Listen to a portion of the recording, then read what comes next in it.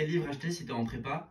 Donc si tu es en première année, je te conseille pas de prendre les Duno parce que le niveau est un peu trop facile.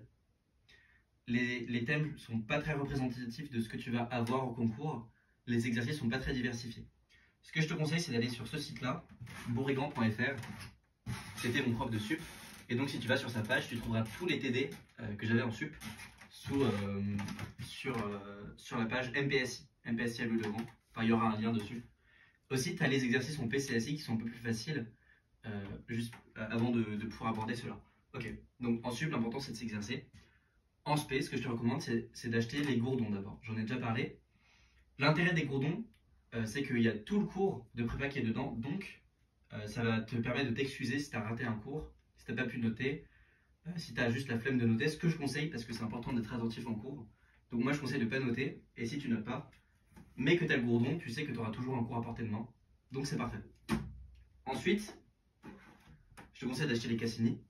Donc là c'est l'ancienne édition si tu es vraiment déter, mais si enfin, le mieux c'est d'acheter l'édition récente parce que les exercices sont un peu plus faciles et plus représentatifs de ce que tu vas avoir aux oraux.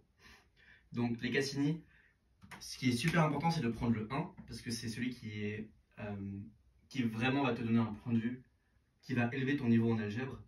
Donc le 1, Cassini 1, c'est celui qui parle d'algèbre. Ensuite, tu as le 2 sur la réduction qui est aussi excellent et que je te conseille aussi très fortement. Tu as le 3 de l'ancienne édition qui parle de topologie, lui qui est excellent si tu veux de la topologie. Le 3 de l'ancienne édition. Ensuite, tu as le 4 de la nouvelle édition qui parle de calcul différentiel.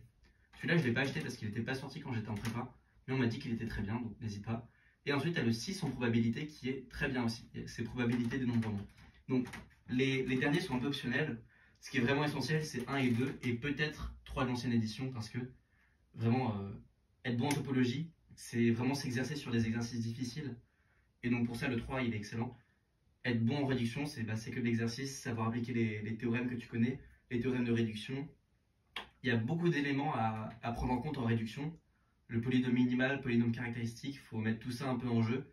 Le fait qu'on est sur un mn de R, sur un mn de C, le jeu avec les corps, les extensions de corps, enfin, c'est vraiment un chapitre qui est extrêmement riche. Et donc pour savoir bien manipuler, il faut faire beaucoup d'exercices. Donc le 2 est pour moi essentiel, et le 1, il est juste excellent. Enfin, tous les exercices sont super.